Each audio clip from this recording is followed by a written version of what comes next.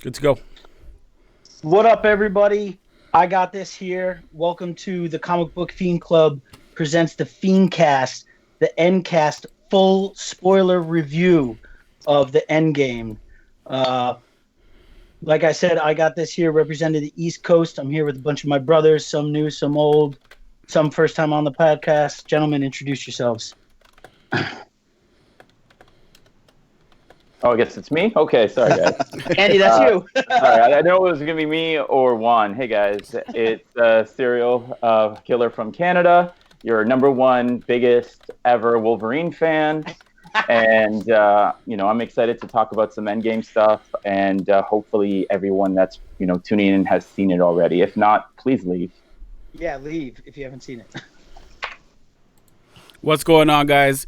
It's me, Jay, aka the Ink Jedi, back to help produce the show and talk about some Endgame.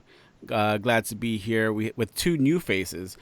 So we're gonna go on with Blake. Go ahead and introduce yourself. Hey everybody, back comic books, new member to the East Coast. I saw this at 3 p.m., so it's still fresh on my mind. It's still fresh. Last but not least, Is it me? Doom Wizard. It's Alan, Doom Wizard from South Chapter. I actually watched a bootleg before the movie released, and I've watched it 3 times since it's been out. I'm actually going to go tomorrow, and see it in theaters, but I've watched it a lot. Bootleg bandit. gotta do what you gotta do sometimes, man. I think someone else said they got I think Andy said he got a bootleg copy too, right? Yeah, good Chinese bootleg copy. Watched it on Thursday night, but just to kind of have in the background when I'm doing something, found some Chinese bootleg copies. It was So how many times? pretty good quality. Yeah, not too bad. Yeah. Besides the subtitles. So how many times has everybody else seen the movie? I've seen it once. I saw it once. I actually went Thursday night to a 7:00 showing. Didn't want to wait, really. Yeah, just once. Yeah, once in theaters and just pretty much just one more time on the bootleg copy. That's about it. Okay. 3.5. You probably watched 3.5 times. You probably watched a bunch of scenes over and over again, I assume, right? Yeah, for sure. Pause it a few times. Just Chinese look for copy Easter eggs. had an alternate ending. That's what they were saying, right? Weren't people saying that they were releasing alternate endings in other places? Obviously, it was a rumor, but obviously they didn't do that. But I remember seeing that somewhere. I don't know. Right. Yeah, they definitely didn't. You know how in I think it was Iron Man 3, how they did additional scenes for the Chinese market. Not the case in Endgame. So there's no additional scenes in Endgame for the Chinese there market. There was also that rumor of an end credit scene. I know for some of like the preview audiences and then like opening night, they did not show a end credit scene for one of the films. One of the newer ones for sure. And then in the movie, it actually had the end credit scene. So I thought maybe, this will be the same thing. But as we go along, we'll see how wrong we were. Oh, yeah. Yeah, so obviously, I just want to say one more time before we go any further, like full spoilers. We're talking about everything. So if you guys have not seen the movie and you watch, don't blame us. And otherwise, walk away. This will be here. You can come back and watch us anytime. But so yeah, gentlemen, 22 movies, 10 years, and a lot of money. Right now, this movie has made $1.2 billion worldwide and 350 domestic, breaking absolute every record, I think, pretty much out there. The entire franchise as a whole, it's pretty crazy to think about. They paid $3 billion to make every movie. They paid $4 billion to buy the rights, right? So you got $7 billion right there. And overall, they've grossed $19.2 billion right now. And I think, Blake, what did you say earlier about them, about the collateral they had to put up against the bank when they took the loan out?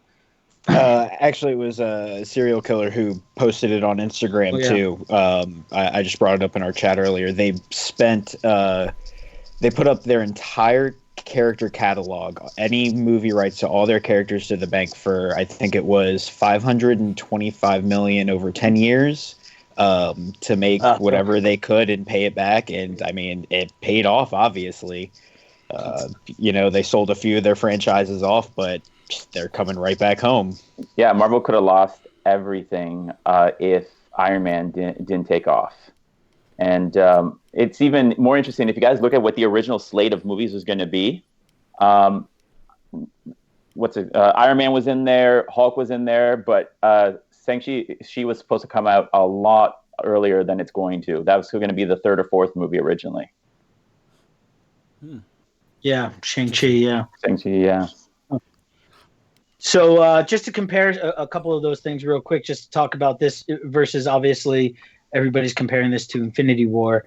So like I said earlier, 1.2 billion worldwide. That's the first time a billion's ever been broken in the opening weekend. And Infinity War did 640 mil worldwide opening weekend. So it's just shattering records. Absolutely crazy. So, gentlemen, overall thoughts of the movie. We'll start. Go ahead, Andy. You start it off. It was a lot to unpack right away. So I remember getting out of the theater and knowing like certain people that were watching it same day. I think Steve was one of them. I know like Juan was one of them, and like I didn't even really know how to engage a conversation with them because there's just so much to unpack right away. But I loved it. I think, if we're going to talk about Infinity War is a more cohesive story, but this is definitely something that was put together to basically be a love letter to the whole MCU and basically to us as fans, kind of giving us what we wanted. And I really enjoyed it, really loved it, and interesting to see what you guys think.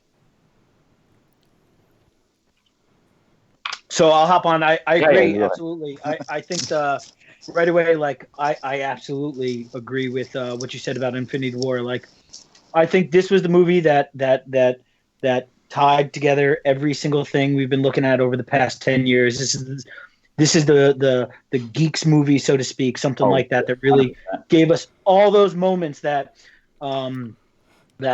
everybody was talking about the whole time, all that speculation throughout the movie, like who's going to do what? Are we going to see Spider-Man get the shield? Are we going to see this and that? This is the movie that really answered all those questions. But I still agree. Infinity War certainly was that like that the Empire Strikes Back, so to speak, of this franchise. So I loved it. I loved every movie, and I agree to the point. I felt the same way. Like I got out of the movie, and I was like, some of my friends texted me like outside of the club and shit, and I was just like, I don't really know that I want to talk about it yet. I'm not really sure what to think or how I feel. Like I don't want to say anything. I don't think I love it. I don't think I hate it. I think ultimately now thinking about it, like the more excited I get about watching it again. I love this movie, and it was everything I wanted it to be. The nitpicks aside, but so, gentlemen, thoughts? Like I think the general consensus is it was a beautiful love letter. Everything everyone wanted it to be. It tied a pretty bow at the end of 10 years worth of effort. I think it also took on the feat of introducing some new concepts, new teams, possibly new characters that are going to helm the next couple of phases of the MCU, as far as, quantum realm, mystic arts, cosmic powers, that kind of thing. Spider-Man, Captain America, new Sam Wilson, A-Force, everything like that. So I think it had lofty expectations. A lot of things you just threw out there, man. Yeah. Things we'll cover, but I think it was lofty expectations and it met all of them. Definitely going to see it again. It was good, man.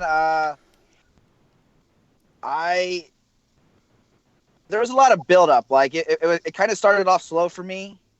Like after the whole thing with Thor and Thanos in the very beginning, and but it was worth it. Like it was definitely like the payoff was worth the buildup. You know what I mean? Like it was.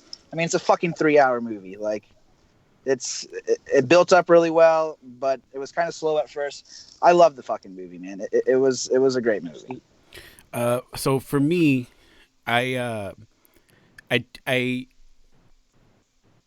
with sorry, Infinity War, it really left me with like this real depressive feeling, right? Like at the end, like I myself felt real gloomy, like fucked me up, right? And it started off just the same, right? It started you with that feeling of that depressive feeling, especially the part where Steve Rogers is holding like a much like Falcon did in the first Avenger, where he had that little group meeting with survivors. With one of the Russo brothers. I don't know which Russo brother it was. Jim Starlin was there, and they were just sharing their own personal stories and their own personal kind of like struggle. It left me. It left me feeling that like, like much like Alan was saying, like with that little. It was a little slow, but I guess it was for a reason, because you wouldn't want to throw all that at you right at one time. No. So, I mean, but for me, by the end of it, there was a bit of sadness, but there was also this realization that Marvel just opened up all these new doors, right? Much like Blake was saying, right? You have Mystic, you have cosmic entities now at play. Avengers, for me, was a much more physical group, right? Like, oh, bad guys are here, we're going to just fight them. Now you're dealing with enemies of a different plane. Yeah, right? It was almost the street level answer, right? Exactly. Yeah, exactly. It's rooted. It's grounded in what we know as reality. Right, and now they opened the doors to all these new possibilities, which we'll talk about, right? And then wondering where do we go now in Phase 4? So for me, I left the theater. I did shed a few tears at quite a few scenes, much like a lot of people did in the theater. I mean, even non-comic book fans, I would say, right? Like, which is crazy, because that shows the emotional attachment like just regular folks had to these characters. So imagine like growing up and reading all these books and like just feeling a part of the story. But also being a comic book fan, we know like the end is never truly the end. The only person that usually stays dead is Uncle Ben, and that's it. You know what I mean? So, I mean, for me, it was great. I enjoyed it. I mean, hindsight's always 20/20. I would like to watch it again, but I will say it was a 3-hour movie, but it didn't feel like that to me. It didn't at all.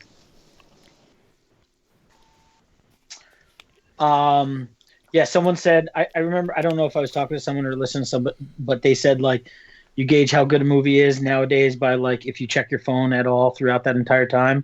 And for me, to not look at my phone for 3 straight hours and not even think about it, that's crazy, because I did that. and I cried as well.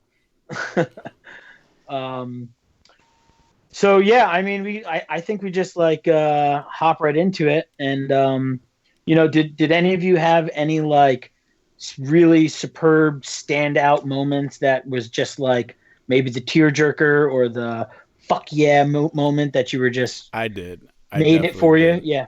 Go ahead. The scene where Cap enters the elevator, and it's reminiscent of that Winter Soldier scene where he's about to get jumped, and then he's like, Hell Hydra. I've never heard a theater like collectively like go, oh shit, like at the same time. I mean, to me, it's like, damn, that's such a smart move, right? Not expecting that. I think to me that scene was one of my favorite scenes, just out of hilarity, because it reminded me of that, that whole terrible comic book run where you find out Steve Rogers is a Hydra Nazi secret agent. empire, right? I'm on my boss is my boss shit is out of me, bro. No, shut off the stream. Fucking with me, bro. I was about to turn off the stream. I'm like trying to tell my boss like, hey, I'm on the fucking phone, and he's just like pulling on my goddamn car. But that was definitely one of my standout moments. And then I guess we'll get to the battle scene, but that whole thing is just a moment within itself. Yeah, pretty much the entire Act 2 was just amazing. Yeah. I mean, I think, but dude, so The part that You know. fucked with me really bad, it wasn't like any major like deaths or anything like that. It was the very end of the fucking movie when Happy is sitting with Tony Stark's daughter. Morgan. Yeah, and he's like asking her, like what she wants to eat, and she's like, I want cheeseburgers, and he's like, I'll get you. And it like fucks me up, man, because I have kids, Yeah. so like Yeah, for anything sure. that's I like agree. kids being sad like gets me. Yeah. And I was like, oh man, I'm about to cry like a little bitch right now. Like this is about to happen. Like Right. And not only that, it was a genuine like human moment that wasn't Yeah. between superheroes in this Yeah. movie, like that it's showing like normal people were just as affected by this. Yeah, definitely. that part got me for sure. And just going off that. Your daddy loved cheeseburgers. That Yeah. Yeah. I- Like it it just made fucked me- me up, dude. yeah. It did. I agree. I cried like 10 times throughout this movie. Yeah. Yeah, I'm pretty sure like the entire last 15 minutes was nothing but just tears coming down. You were gonna say, Andy? Oh, I was gonna say one part that really got me was just the very very end, because the whole like finally making it to that dance between Cap and Peggy. I think it was just one of those things. Like speaking of that one scene when he was when you see Cap running that meeting for like people with survivors guilt, Right. and he's talking. You just kind of get the sense that he's been selfless this whole Marvel Cinematic Universe 10-year run. You've seen someone be selfless, and then he just decided to just take something for himself. Get his. Let me throw out a question. needed to Do get you his. think that's what prevented him from picking up the hammer in the first place? Like him. In Age of Remember Ultron. in Yeah. Ultron, Like he tried to being- lift it up. Like what do you guys See- think? I'm sorry, I'm definitely skipping ahead, but No, that no, just let's go. Let's go. made me I- want to spark Yeah. that. Yeah. That's why What we're was here. the difference now than between Age of Ultron? Was it the sense of urgency that they needed to defeat Thanos, or was I it think that he Civil came to War. grips with what he had to do? You know what I mean? I think Civil War. First, I think him letting it off Tony, like telling him the truth finally about his parents, letting it all go. I think that made him worthy. yeah. So I think I agree. I hadn't even thought about that till Blake just said it. I was personally going to say the events of Infinity War were obviously going to be like showing him what's truly worthy of his time and his that kind of thing. But I think maybe it's the everything that happened after that. Maybe Cap always was worthy enough, and he didn't lift it up just because he didn't want to he's like that kind of he's got that humility that most people don't have. I don't know. There's a million things you could go, but I think after Infinity War, that just crushed him. In the first 45 minutes to an hour of this movie, before there was any hope, he was just broken, and I think that's what that hope that came back to him after Infinity War made him worthy. Personally, that's what I think. I think it was, man. They were all in Ultron. They were all going around trying to pick it up, and I think the whole time, like you said, Cap could do it, but it was never Cap didn't care. Cap, it wasn't to him to be like, oh, I can do it. Look at me, fucking. Yeah, But right. and then he does it in this movie because it's needed. You know what I mean? I mean that whole fight with Thanos and him and the fucking shield and the hammer was ridiculous, bro. God, That shit was so God. fucking That was good. an amazing Oh, battle. so ill, Yeah. dude. Yeah, I mean, That was so crazy. Yeah. he still got his ass beat, but it was just fucking just watching him throw the fucking shield and the hammer and them bouncing off each other was fucking ridiculous, dude. So natural. It was Right. killer. It was killer. Right. Super fucking killer. But for all those reasons, it was nice to see him get that dance and to live out his life with Peggy. There you go. Back to that. Which, Yeah. if you think about it, now it's weird because at one point in time, he made out with his future niece. Yeah. Yeah. Well, That's true.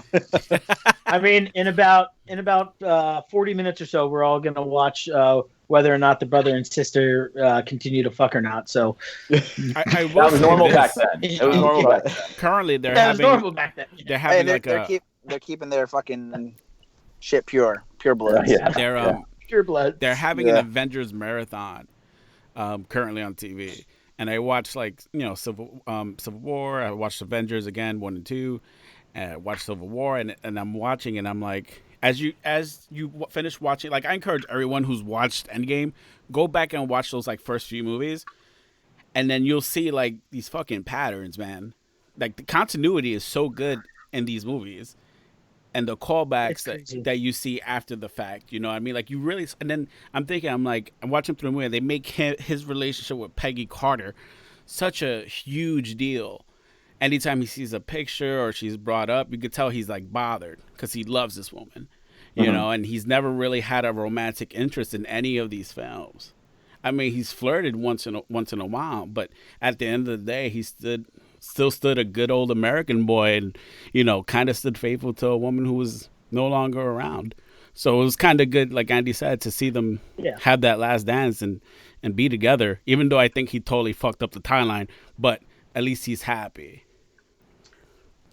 Absolutely.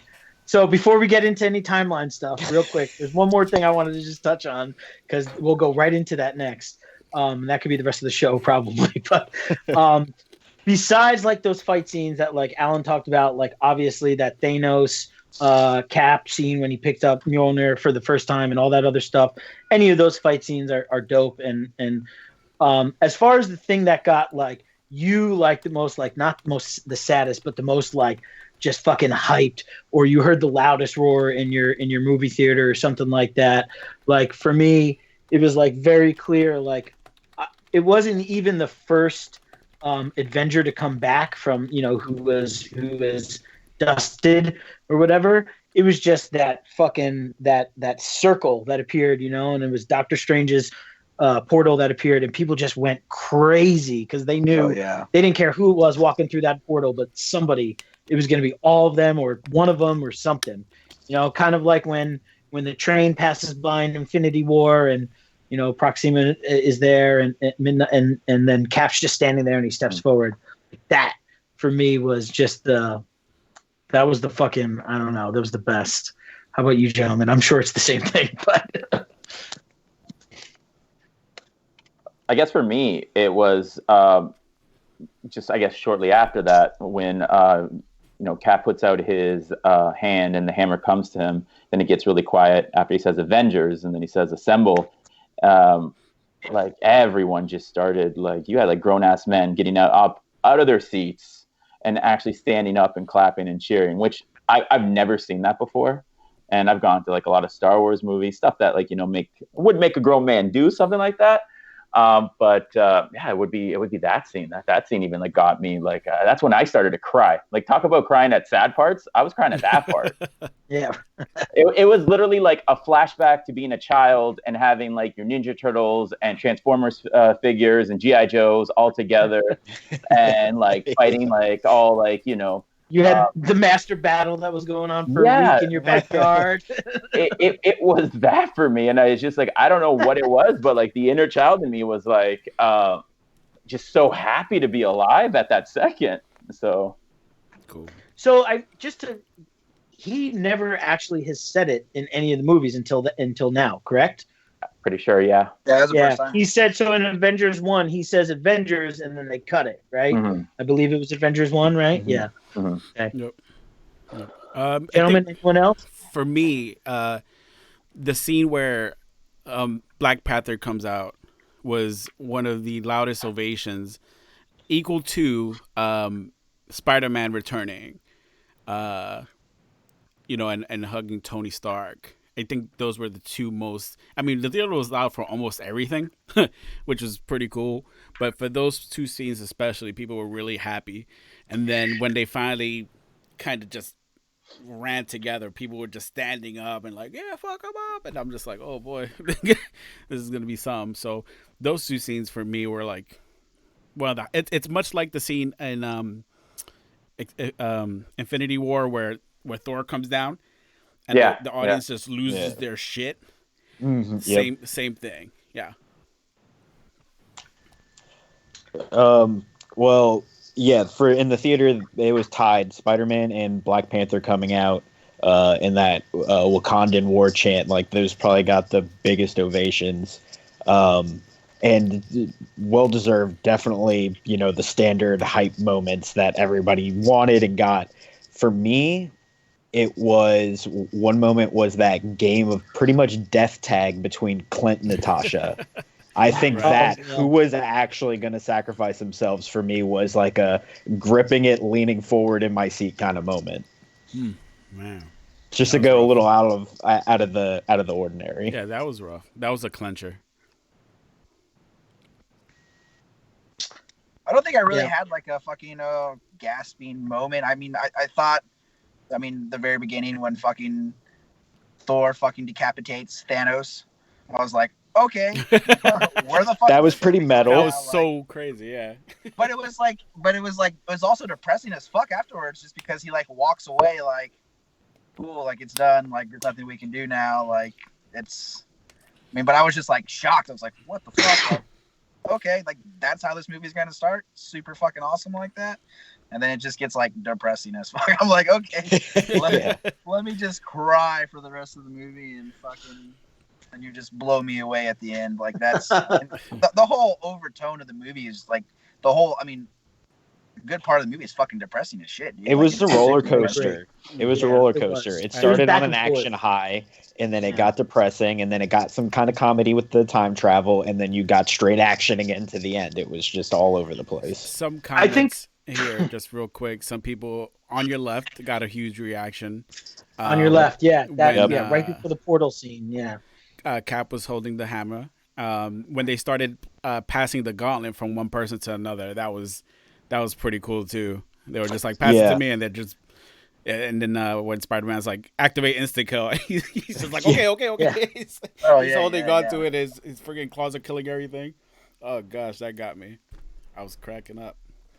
Or fucking when fucking Tony Stark gets the gauntlet, and he's like, I am Iron Man. I was just like, that's fucking baller, dude. Like that's. Yeah. So I honestly thought he was about to say, "I am invincible," and then snap it. It's funny. That would have been. Yeah. Even though you didn't make it, it still would have been contract. Like when Hulk did it, right? I'm like, fuck, they're gonna stop it before he gets, and then he does a snap. I'm like, all right, where's everybody? And I'm looking at the screen. I'm like, all right. And then Clint gets that phone call, and you're like, oh shit, it worked. It fucking worked. They did it. I know. That was yeah, I think there's those like 4 key moments that we just talked about, right? That are probably like the death.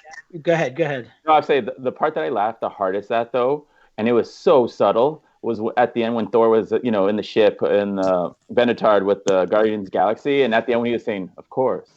Oh, well, who's in charge? Yeah. I couldn't stop laughing because you just see in his face, he's like. It's just so subtle, but he doesn't really believe that. Peter were gonna have a knife fight. Oh my gosh, that was so good. And going forward, that's gonna be awesome if they go along that storyline, that whole ass Guardians of the Galaxy. Guardians of the Galaxy. When Steve saying when Tony called Rocket a Build-A-Bear.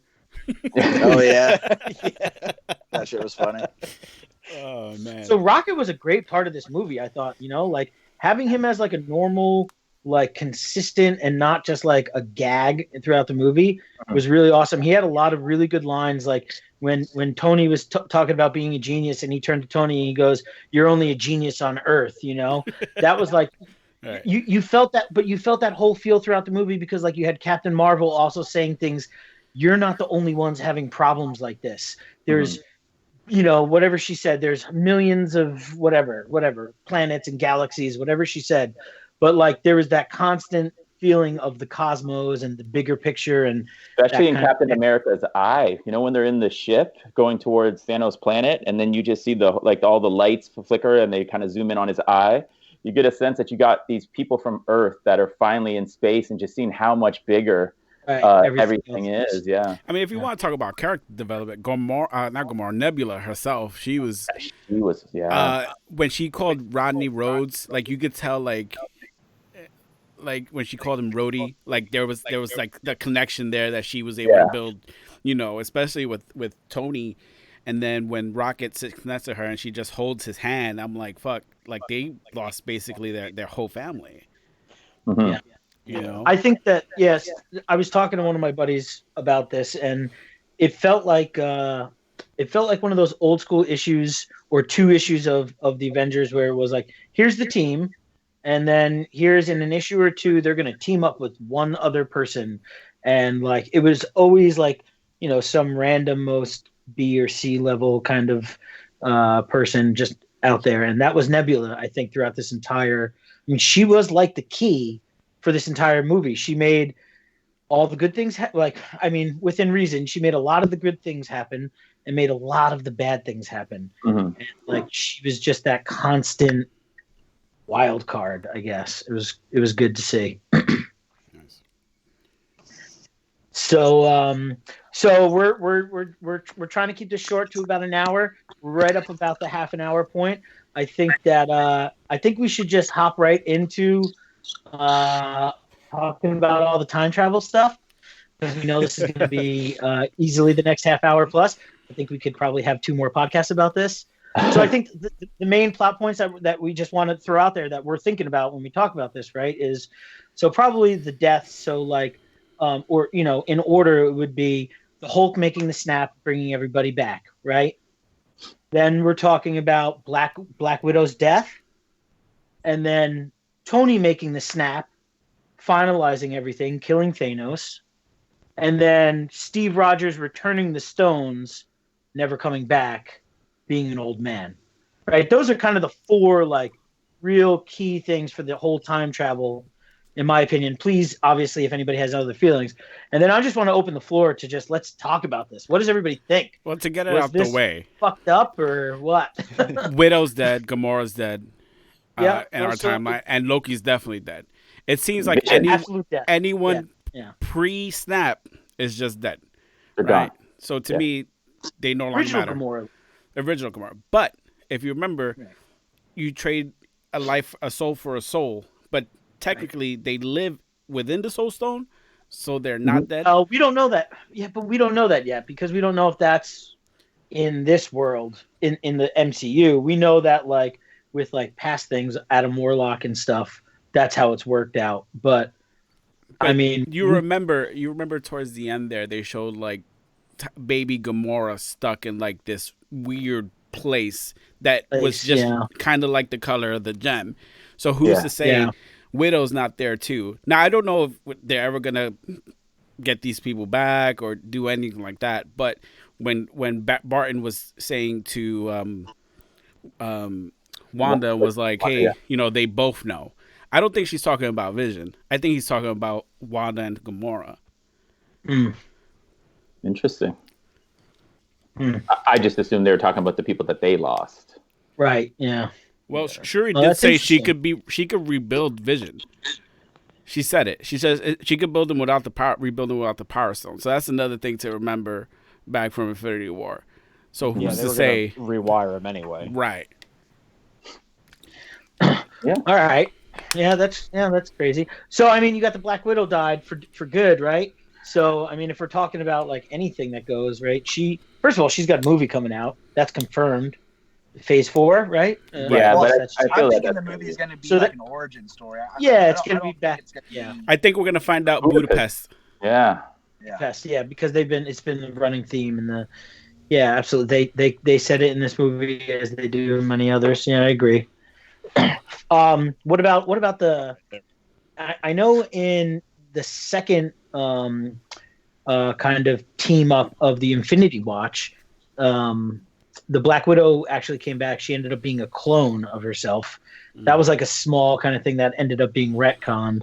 I don't know if that'll hold any weight in here, but I don't feel like we've seen the end of Black Widow. I feel like she's going to be in the movies. Sometimes you just wonder that if you try to bring people back, you kind of, well, if you do, you have to wait a long time, or else it just diminishes their death. I agree with you. And I'm not saying they won't come back. It's just you're going to have to wait it so then they earn that comeback. Well, if we think about it like this too, is Steve Rogers still in ice while his other reality Steve Rogers was living his life? Yeah. Yeah. And I think for $1 point whatever billion, some of these guys will come back to their role down the line. I mean, I don't think we'll get Robert Downey Jr. back whatsoever. Ever, yeah. But I No. think we'll get at least Chris Evans, Chris Hemsworth. I think we'll get those guys back down the line when we least expect it. There's more like cameo stuff down the line, like one big movie or something like that. Right. And I think one of the things that they did pretty well was kind of making sure that Loki can still come back. That little thing that him just getting the space, the Tesseract, and then just disappearing, kind of leaves it so he could pop up again, and he could pop up in the MCU proper, finding a way to maybe come through some sort of portal or something. But I'm just saying they found a way to make sure that he comes back. So I think we'll see him again in the regular universe. But so this is where I get confused, right? So when they fucked up with Logan, they're like, all right, we're just going to go back again, all the way back. And when they broke into the bunker and they stole the Tesseract, does that now nullify whatever Loki did? Or is this not what Loki just did? time travel? Is this Creates alternate dimension? It creates an alternate universe. Right. So every action that's Have you taken never branches watched out that into a new universe. I did. That's not what you're supposed to talk about, Alan, though. That they said it definitively in this movie that the Back to the Future bullshit is not relative here. Well, what It's not their universe. Their universe is linear. What did the And ancient one say? Does everyone remember?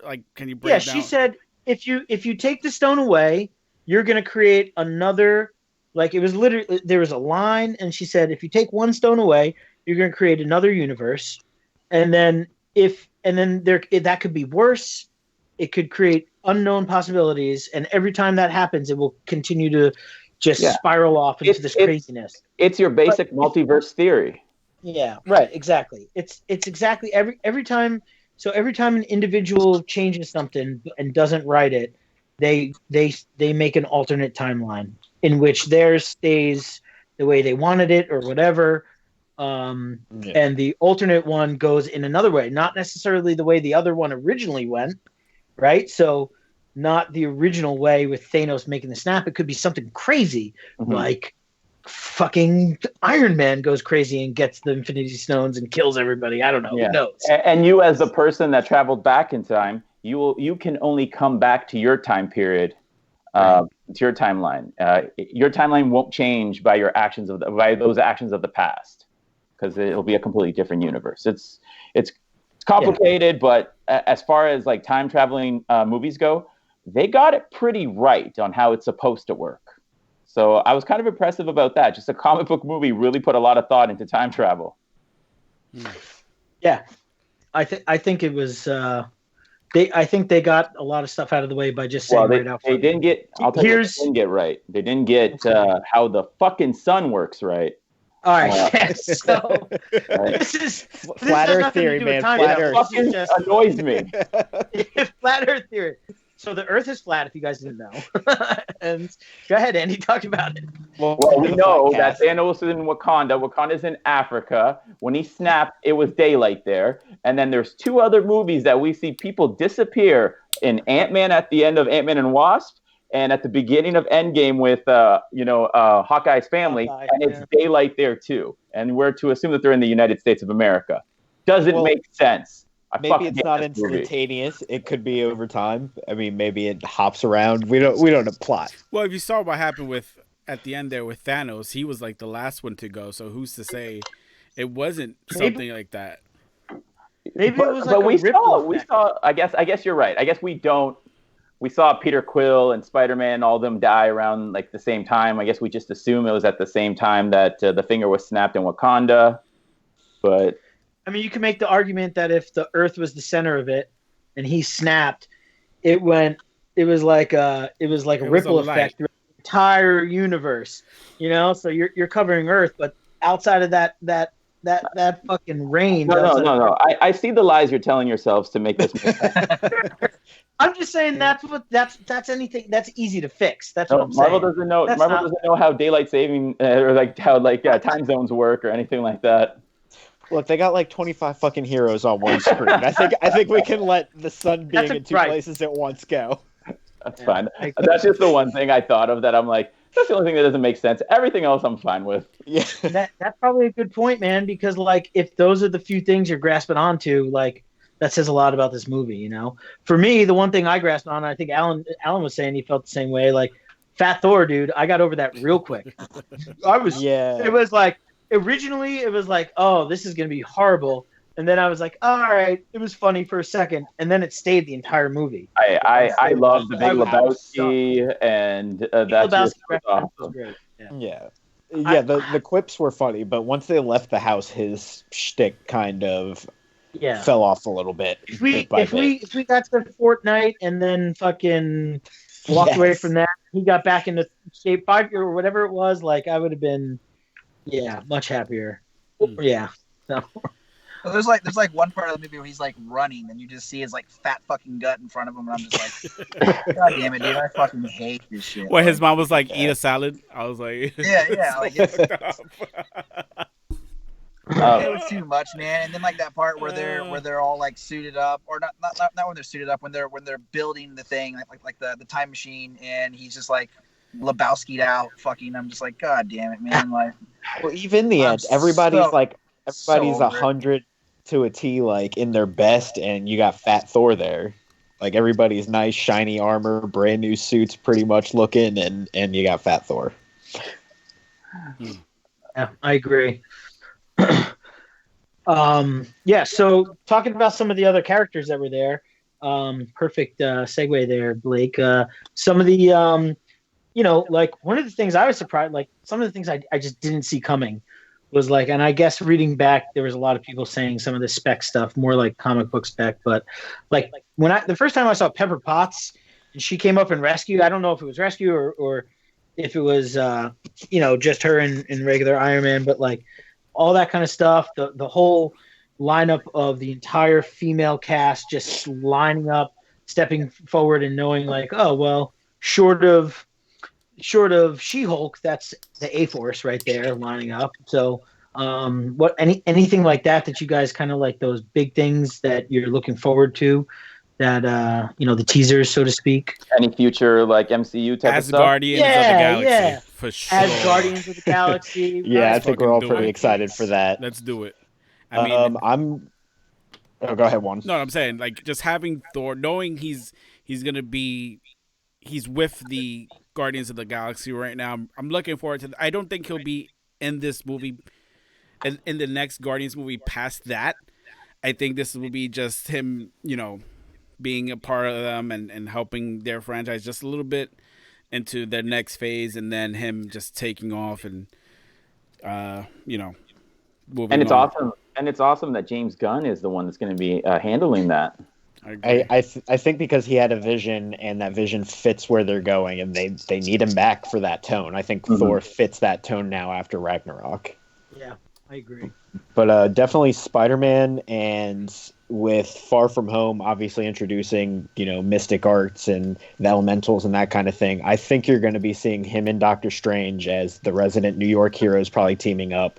And I'm kind of excited to see that. I'm excited to see Spider-Man take over the Iron Man helm of like New York's hero. Speaking of which, that's one thing that I'm kind of interested if they're going to touch on, because if you guys think about it, they brought everyone back, and to them, it's just been moments. But to half the planet, it's been 5 years since everyone's been gone, right? And it's kind of interesting to see if they're going to touch on that at all in Spider-Man. Because everyone's just picking up their lives just where they left off. But half of everyone's already grown 5 years older and are not going to be in that high school. So it's interesting to see if they'll touch on all that. Well, isn't Far From Home the last Spider-Man MCU movie? Because I heard that. I heard that Sony's taking them back, and they're doing like the Sonyverse thing, and the Far From Home was the last MCU. I haven't heard that. It could be that this is mistake. Nick Fury kind of giving him the push of like, you need to go be a hero on your own. Like, you don't need people giving you instruction or help. Like, you need to go do this. It could be. That's what they're alluding or getting to. I hope not. I really wish they wouldn't. Yeah, but I don't. Sony sucks. Steve said he has one more movie on his contract. So we'll see. If Sony's smart, just keep making your money off whatever Marvel's doing, because you know it's gonna make money. Don't be an See, idiot. yeah, You know, I you're didn't getting see the production Spider-Man as help. Yeah. Yeah, I didn't see Spider-Man as coming out as being like the next lead in this. I mean, I guess like I understand like the idea of like being the hometown hero and all that. Like I think moving forward, like moving into the more cosmic kind of the bigger picture of everything, like that's where you're gonna have Captain Marvel and possibly like, they had Monica Rambeau, right? You've got a young African American female lead that you could throw up there. Like that's a huge thing for to put up, and you've got this whole like line of heroes that have been set up. Ant-Man and Wasp alone, like they really just started. Like they can be like the leaders of the next Avengers who are perfectly capable in any of the books. I mean, know, I and- think yeah. just crowd wise and Yeah, fandom I wise, know, it's I gonna know. be the Black Panther. Yeah, Yeah. right. Yeah. Panther is the leader of the Avengers in the books right now. And also, he's hella rich. Sorry, Yeah, you need he's- someone with money behind the Avengers. Sony's gone. He I can't just- fund this shit no more. I just think you got to hold on to Spider-Man because he's the youngest one, and you don't have that many young heroes unless you're going to bring in, Camilla or something like that. Right. Squirrel I mean, Girl. Yeah. Coming. Or Squirrel Girl coming. I mean, you got to hold on to that because you can have bigger picture, but you need that kind of boots on the ground, real world kind of guy. And I think that would have been it. But I digress. We'll have to see where that goes for sure. I mean, they have. Yeah. I mean, hopefully, theoretically, one day they have all of the mutants and anyone from the Fantastic Four or that universe to be able to. Nova. I was quick question. Nova, yeah, Nova would be the Nova Squad. yeah. I mean, I mean, We've that's heard perfect. Nova had rumors them forever. in Guardians- Oh yeah, Yeah, I mean, this Yeah, is the no, perfect you phase can to start do drinking. it. You just don't- Yeah. But that's what I was Nova gonna has say. already been in Just go on Guardians.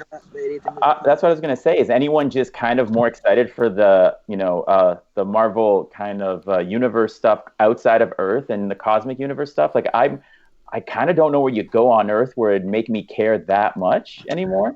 I'm more interested in everything outside of Earth. I agree. I think the Disney Plus stuff is going to be pretty much like the Netflix, like boots on the ground, kind of like True.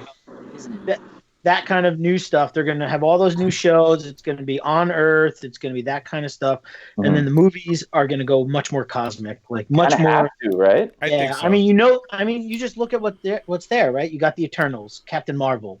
We've already seen the Kree, the Skrulls. There's gonna definitely I be mean- some repercussions just for using the gauntlet.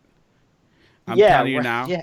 Like when you Somebody's try to gonna come mess down. with things on the celestial level, someone's Oh, yeah. gonna fucking notice. Yeah. And not Here you like go. Adam Warlock brings everybody from the Soul Stone back out and says, "What the fuck did you do?" and creates the Infinity Watch. That's what I want to see. Or That's just something they did in the past. Something they did starts up mutation. Mutation, yeah, or brings Yeah. Kang. Well, Character. Who after knows? this Phoenix movie, right? Does then Marvel now own the rights to make the movies? Yeah, Is that no, how no. it works? Yeah, Feige. Yeah. Feige already said his next Got focus it. is 100% on X-Men. So let's say this Phoenix movie at the end, they leave us with a blank slate, because I can't imagine them taking someone else's story and then trying to incorporate it in. No. Yeah, they said this is They're No. getting this. As soon as the Phoenix movie's done, that whole Fox storyline is dead. Right. The only thing that they said that they are going to keep, because it's not broke, so you don't want to touch it at all, is Deadpool.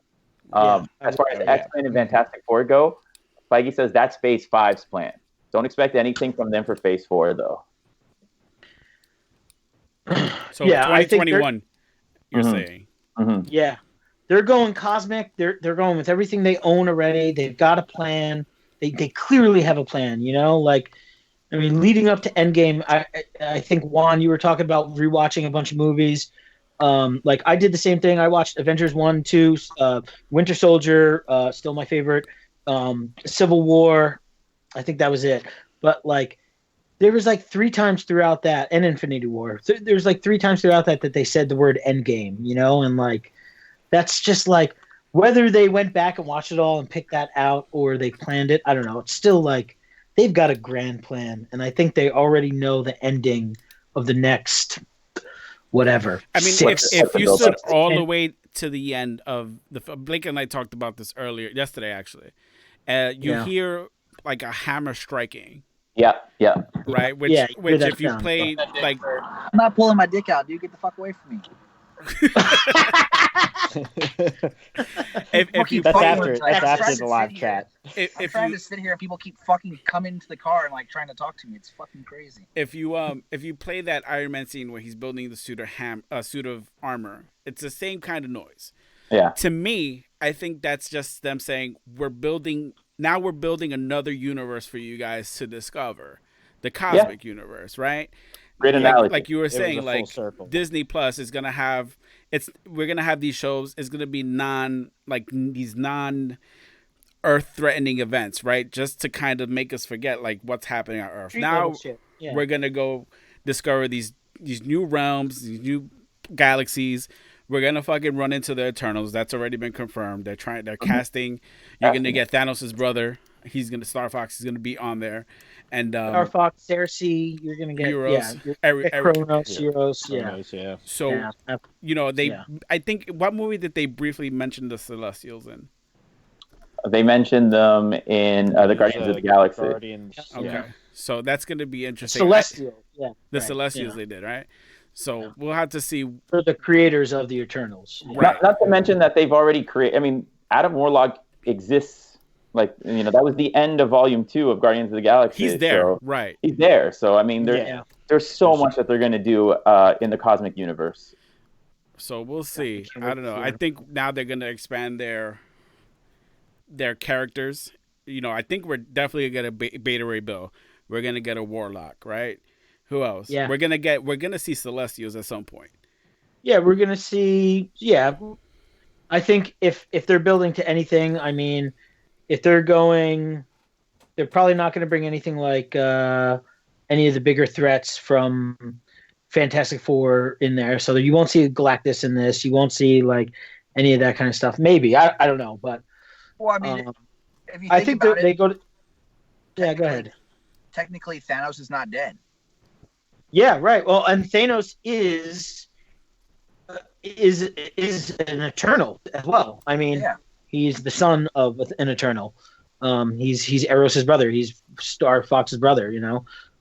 He's a huge part. In fact, after Infinity Gauntlet, when they create when Adam Warlock creates the Infinity Watch, he gives Thanos the Reality Stone.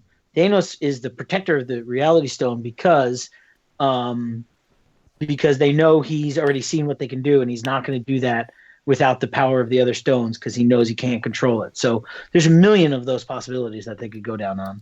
Mm-hmm. Right. Yeah. All right. I got a question. Do you think like the movies going on are going to be as strong without Robert Downey Jr. and fucking Chris Evans and and Thor? Definitely different. Yeah. I mean, it's hard because you think of all like the bigger movies, like mostly the Avengers. I mean, Iron Man. Besides Iron Man 3, though, let's not even mention that movie. Mm-hmm. But like, I mean, a lot of those characters. A lot of those characters carried, pretty much the movies. I mean, Iron Man's a big part of, all the Avengers movies. I mean, Captain America, all that. And it's like, where do you go from there? I mean, is it going to be so different that people are going to be turned off from those movies on? I think your new characters and your new movies need to be different tonally, because otherwise, if it comes to try to be a carbon copy of, we know the Marvel formula head to toe, but if it becomes a carbon copy of Iron Man or Thor in the way those movies went, then I mean, it's just rehashing and you're going to get bored. Right. I mean, after a while, Guardians of the Galaxy, man, like they were an afterthought. People weren't into them until these movies came out, and that movie did really well. And so was Iron Man. Really, nobody talked about Iron Man until this movie came out either. Right. So I mean, I guess I do believe that Disney and Marvel know what they're doing when it comes to like building a universe and creating characters and making them interesting. That's what's missing in a lot of other superhero movies. They don't make the characters interesting enough. They try to make them depressing and dramatic, and no one wants to see that shit. And just to go off what you're saying, Aquaman. like I think it's Sam can't really fill Steve Rogers' shoes. But one of the things that they've done is you see them starting to build a relationship with him and Bucky. So then the two together might be able to do that. So it's smart to have them build that relationship. But see, I don't think you have to look at it that close. Like for me, like I don't know, like I think T'Challa can fill that spot for me. True. Like that kind of that spot that Cap had. I don't think it has to be so linear as like here's your shield, now you're me. Like it can be like a T'Challa and the Iron Man is Captain Marvel or whatever the fuck you want to do. Like, but like I think I don't know. I feel like no matter who these characters are, when I watch it, I'm still gonna, as long as the movies are good, and the creativity and the design and everything else goes into them. I feel like I'll feel the same. I want new characters. I'm done with these characters. Right. Speaking of good things, Game of Thrones. Well, Game of Thrones. These So, last 3 minutes. I have a question for everyone. Go. So phase 1 through whatever 3, all led up to this end game. Yeah. The next, let's say 3 phases, because that's what I'm going to assume. We're going to have another 10 years worth of movies before we hit the next phase, unless something different happens. What's the next? What is the next end game? It's either Galactus or Avengers versus Mutants versus the X-Men. You already know who I'm gonna say. But you ain't got. I want to see Dr. Doom. I want to see Doom, bro. I mean, I was gonna say the same thing. The last. This is going to be that it. level though. We're going to get a Secret Wars movie. I think she. Mark my I words. see, yeah. Doom played a huge role in that whole storyline. Yeah, We're gonna get a Secret Wars got movie. the Beyonders. Yeah.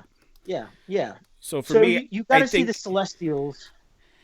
I think Doom is going to be the phase, whatever 5 through 6 baddie. They'll use phase 4 and do whatever, but they're gonna introduce Dr. Doom, and he's gonna fucking lead the charge as the next big bad. For me, anyway, that's what I think. I hope so. Mm-hmm. Yeah, I'd love that. I just think they're gonna. You don't think they'll go like the Celestials or, I mean, not that they're bad guys, but yeah, They'll throw them in there. They'll definitely throw Galactus in there, but I think in the wider scope, you're gonna see a mixture of Doom and Galactus. Just because I think Doom is to me is the cooler bad guy.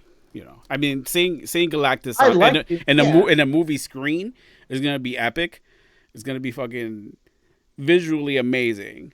But I think the big bad is gonna be Dr. Doom. Oh, want to throw this in your mind though, real quick. Those earthquakes that was happening underwater. Oh yeah. Could it be Namor? Namor. Yep. Namor. Yeah. Good. Yep. Okay. Just wanted to see if anyone thought the same thing. Crossover again. Godzilla.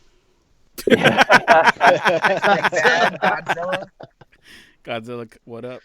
Man. Godzilla versus the Avengers. I mean, come on. What about you, Blake? What do you see as the end game to the next phase? I was saying Doom too. I think Galacticus is obviously probably the other big choice. I think if you see Galacticus, it's going to be an Avengers Guardians of the Galaxy crossover event, like you had in Civil War. I think they're going to team up, and that would be that. But I think Doom is the end game because Fantastic Four is also probably the end game. I can see that definitely. I mean, I wouldn't mind seeing an Nihilus either. Right. Nihilus. I mean, yeah. I feel like because of the fucking time travel, we're probably going to get Kang next little phase, possibly. Right. But I feel like the next, I mean, it's going to be kind of like a fucking Ronin character, you know? He's going to lose in a dance-off or some shit. Like, it's... God, let's not start off the new Avengers that way. Kang the Conqueror. Let's do it. Fing Fang Food. I was bummed, dude. I like Ronin. I love Ronin as a character. And to see him go out in a fucking dance-off in that movie, like, made me so mad. Yeah, no lie. If we're talking Shang-Chi, like, don't joke about Fing Fang Foom. I'll take it. I'll do it. Yeah, that's true. There is all that there's that whole side of it as well, I guess. I think we'll get Annihilus as just like a Fantastic Four movie villain. Yeah. They need, if they're gonna have Doctor Doom, it has to be kind of like a Thanos thing where they build up to it, right? Because there's a lot of depth and character there. I could see them Annihilus being just one of the baddies in the movie or whatever. The fucking just pick a random fucking other bad guy to join him with, but yeah. Yeah. Well, I agree. Great thoughts. It's 9:01. My wife's texted me like 10 times. Yeah, it's time to go. Time to go get depressed. Let's do it. Yeah. It's time to go watch Scott. Thank you, everybody, for joining. Thank you, Juan, as always, for hosting. Sure. Thanks, brother. You got it, bro. Hopefully, thanks. we'll be back here next Sunday. Blake, Alan, thanks for joining us. First time. Appreciate Awesome. it. Even It's a though you're not blast. supposed to be on here. Awesome. All right, my Peace out, brothers. guys. We'll All right, talk later, later. guys. Bye, Peace out, everyone. Thanks guys. for Take watching. care. Bye.